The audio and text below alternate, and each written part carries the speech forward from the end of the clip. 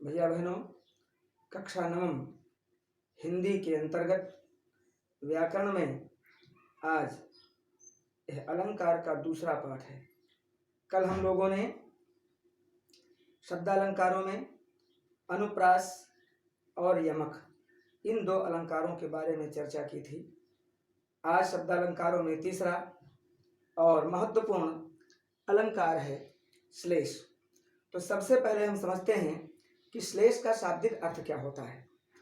देखें, श्लेष का शाब्दिक अर्थ होता है चिपका होना, अर्थात जब एक वस्तु के साथ दूसरी वस्तु चिपक जाए। ऐसे ही यहाँ पर क्या होता है कि एक शब्द के साथ में एक अर्थ के बजाय दूसरा अर्थ भी उससे चिपका होता है और ध्यान पूर्वक दिखाई पड़ने पर या उसे बाहर लाने पर वो आता है, इसलिए इसको श्लेष कहते हैं। अब श्लेष कैसे होता है, शब्द में श्लेष कैसे रहता है, इस बारे में देखें। एक पहला उदाहरण है, मंगन को देख पट देत बार बार है। मंगन को देख पट देत बार बार है। इसमें एक शब्द आया है पट। इस पट के ही दो अर्थ हैं। पट शब्द इसमें श्लिष्ट है, अर्थात इसके साथ में दो अर्थ चिपके हैं। शब्द एक है, एक ही बार आया है, परंतु अर्थ इसके दो हैं। पहला अर्थ इसका है वस्त्र और दूसरा अर्थ है किवाड़, जो घरों में हम लगाते हैं अपने सुरक्षा की दृष्टि से। तो इसका पूरा अर्थ हुआ कि ये कोई बालक अपने घर में बैठा है और जैसे ही उसके दरवाजे पर कोई याचक, कोई भिक्षुक आता है और आवाज लगाता है, वो बालक तुरंत अपने घर से ला करके एक वस्त्र उसे दे देता है।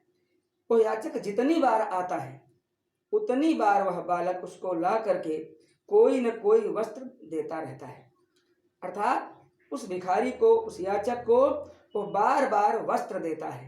ये पहला अर्थ हो गया। और दूसरा है कि मंगन को देख पट देत बार बार है। यहाँ पट का अर्थ अगर हम किवाड़ लगाते हैं तो जैसे ही वो याचक को देखता है, भिक्षुक को देखता है, तुरंत किवाड़ बंद कर देता है। पहले में वस्त्र अर्थ करने पर वस्त्र का दान करता है, वस्त्र से देता है, और किवाड़ का अर्थ करने पर पट देत माने किवाड़ बंद कर देता है। तो इस प्रकार हमने देखा कि पट शब्द एक है, एक ही बार प्रयोग हुआ है, लेकिन इसका अर्थ अलग अलग है। अगर वस्त्र के बारे में लेते हैं तो वस्त्र दे रहा है उसको, और किवाड़ के पक्ष में लेते हैं तो किवाड़ बंद करता है। अब देखें, दूसरा उदाहरण है रीतिकाल के प्रसिद्ध कवि बिहारी, जिन्होंने सतसई नाम का एक ग्रंथ लिखा। कहने के लिए तो उसमें केवल 700 दोहे हैं, लेकिन श्रृंगार, भक्ति और नीति की दृष्टि से सर्वोत्तम ग्रंथ माना जाता है। और श्लेष अलंकारों के लिए तो कहना ही क्या है। उसके मंगलाचरण का ये दोहा है, अर्थात सबसे पहला दोहा। हम लोगों की ये मान्यता है कि जब हम कोई भी कार्य प्रारंभ करते हैं तो अपने इष्ट देव को, अपने ईश्वर को, जिसकी हम आराधना करते हैं, याद करते हैं, और पहला चरण, पहली रचना उसी को समर्पित करते हैं, जिससे हमारा यह कार्य निर्विघ्न संपन्न हो जाए। जो बिहारी ने पहला दोहा लिखा है वो है, मेरी भव बाधा हरो राधा नागर सोई, जा तनकी झाई परे श्याम हरित दुति होई। इसमें कुछ शब्द ऐसे हैं जो श्रेष्ठ हैं, जैसे राधा, नागरी, सोई और श्याम। ये चार शब्द इसमें श्रेष्ठ हैं। ये ऐसे शब्द हैं जिनके एक से अधिक अर्थ हैं। अब जब इसके अर्थ की बात आती है तो अलग अलग लोगों के अलग अलग अर्थ हैं। एक भक्त जो भगवान का उपासक है, जो राधा जी का उपासक है, यानी बिहारी को आप मान सकते हैं, वो इसका क्या अर्थ लगाते हैं, उनके मन में इसका भाव क्या है, किस भाव से वो इस दोहे को लिखते हैं। तो उसमें राधा, राधा अर्थात यहाँ पर इसका हो जाएगा वृषभानु जी की पुत्री।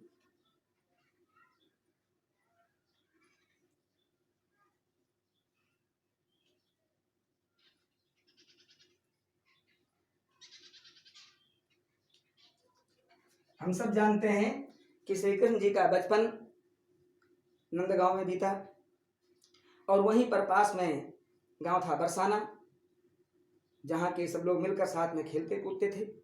तो ये कृष्ण की आराधनीय शक्ति हैं। और ये बाल सखा थी भगवान श्री कृष्ण की।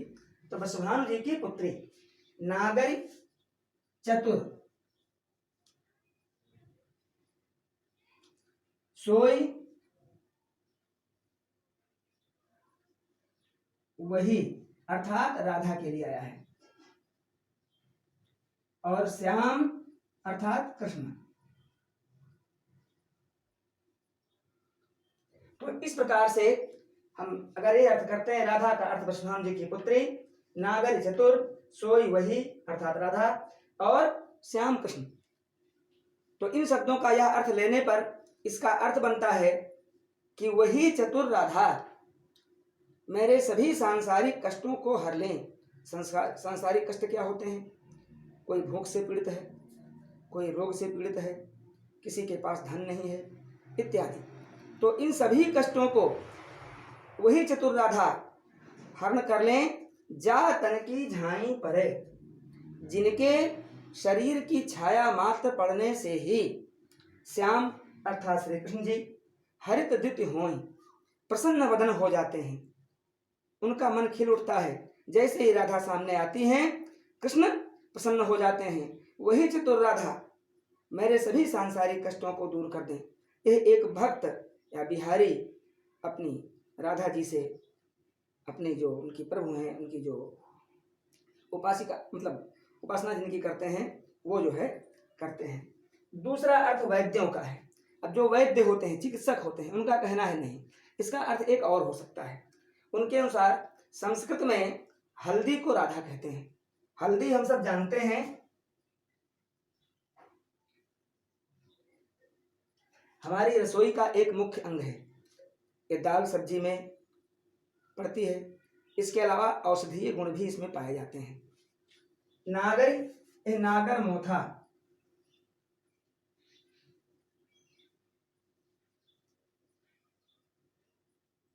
और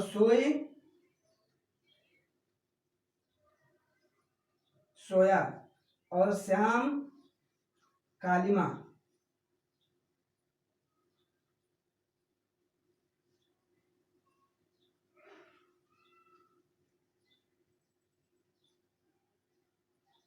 ये सोया जो है एक वनस्पति है, नागर मोथा भी एक वनस्पति है। अक्सर हम लोग जाड़े में सोया, मेथी, पालक इनको मिलाकर इनका साग खाते हैं, वही सोया है। बहुत छोटी छोटी पत्तियां होती हैं गाजर की तरह से। तो वैद्यों का अर्थ यह है कि यदि हल्दी, नागर मोथा और सोया इन तीनों को एक में मिला करके इनको कूटा जाए, इनको पीसा जाए और उसका एक लेप तैयार किया जाए, उसको जिनके चेहरे पर, जा तन माने जिनके शरीर में, जिनके चेहरे, यहाँ पर तन का अर्थ केवल मुखमंडल है। तो जा तन की झाई परे, जिनके चेहरे पर, जिनके मुखमंडल पर छाया पड़ जाती है। कभी कभी आंख के नीचे, कभी नाक के पास, कभी कान के पास में लोगों के काले काले धब्बे हो जाते हैं। तो उनको दूर करने के लिए, उन धब्बों को दूर करने के लिए यह एक औषधीय तरीका है कि हल्दी, नागर मोथा और सोया इन सबको पीस करके इनका एक लेप बनाया जाए और उन स्थानों पर उसको लगा दिया जाए, जिससे कि वो कालापन, वो झाई, वो कालिमा दूर हो जाती है और श्याम हरित द्युति होए। श्याम माने कालापन दूर होता है और चेहरा जो है हरा भरा यानी चमकदार बन जाता है। अब आप कहेंगे कि ये कैसे हो सकता है? आचार्य जी भी नई नई बातें ले आते हैं, लेकिन ऐसा नहीं है। हम आपको आज मनवा कर रहेंगे। आप अपने घर में टेलीविजन देखते हैं, कभी कभी टेलीविजन पर एक विज्ञापन आता है, विको टर्मेरिक आयुर्वेदिक क्रीम, हल्दी चंदन के गुण इसमें समाये। और जैसे ही आप वह विज्ञापन सुनते हैं, भागे भागे दुकान पर जाते हैं और विक को खरीद लाते हैं, लगाते हैं घर में, अपना चेहरा चमकाते हैं। तो भैया बहनों, ये उन विको वालों की खोज नहीं है, ये हमारे प्राचीन ऋषियों की खोज है, ये हमारे प्राचीन वैद्यों की खोज है, ये हमारे पुराणों की खोज है, हमारे वेदों में लिखे हुए नुस्खे हैं। इनमें हल्दी मसाले के साथ में औषधीय गुण वाली भी है। आप लोगों ने देखा होगा, कभी कभी हमारे घरों में कभी किसी को चोट लग जाती है अचानक, तो जब तक चिकित्सक के पास ले जाते हैं, प्राथमिक चिकित्सा के रूप में लोग हल्दी तुरंत पीस करके गर्म करके उस स्थान पर लगा देते हैं और यह चोट को कम कर देती है, दर्द को कम कर देती है। तो इस प्रकार से वैद्य कहते हैं कि हल्दी, नागरमोथा और सोया इनका पेस्ट, इनको पीस करके और लेप बनाकर लगाने से चेहरे की या शरीर के जो दाग धब्बे हैं वो दूर हो जाते हैं और चेहरा कांतिमान बन जाता है, चमकदार बन जाता है। अब अगला एक चित्रकार है, वो अपना अर्थ करता है। भैया बहनों, कभी कभी हम शब्द का सीधा अर्थ लेते हैं और कभी कभी हम उसका व्यंजनात्मक अर्थ लेते हैं। ये दोनों अर्थ तो सीधे सीधे हैं, मगर तीसरा जो है यहाँ प्रत्यक्षता अनुमान दोनों को छोड़कर व्यंजना से अर्थ लिया गया है। राधा, अर्थात यहाँ राधा का कोई मतलब इसमें नहीं है, कोई अर्थ यहाँ नहीं लिया गया, राधा के वस्त्रों से लिया गया है। राधा के वस्त्र क्या हैं?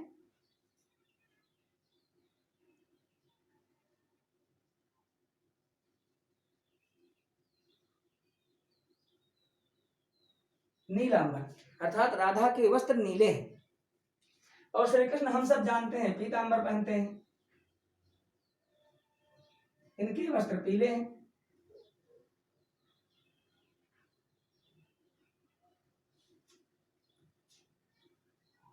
तो हमको ये पता है कि जब नीला और पीला दोनों रंग एक में मिला दिए जाते हैं तो हरा रंग बन जाता है। कई बार कला की वेला में आपसे आपके आचार्य जी ने कहा होगा कि पत्ते सहित आम बनाइए और उसको रंग डालिए। तो आम तो आपने बनाया, लेकिन जब रंगने की बारी आई तो हरा रंग आप लाए नहीं, घर भूल गए। आसपास के भैया बहनों से पूछा, वो भी नहीं लाए हैं। तो वहाँ पर आप क्या करते हैं, नीला और पीला रंग एक निश्चित अनुपात में मिला देते हैं और हरा रंग बन जाता है। तो चित्रकार का यह कहना है कि राधा के नीले वस्त्र और कृष्ण के पीले वस्त्र, ये दोनों की जब छाया एक में पड़ती है, दोनों आमने सामने होते हैं, तो वहां पर नीला धन पीला बराबर हरा, ये हरा रंग बन जाता है। वहां पर हरा भरा वातावरण हो जाता है, वहां पर हरी छाया दिखाई पड़ने लगती है। तो ये श्लेष की बात है कि एक शब्द में कई अर्थ होते हैं। अगली बात कल।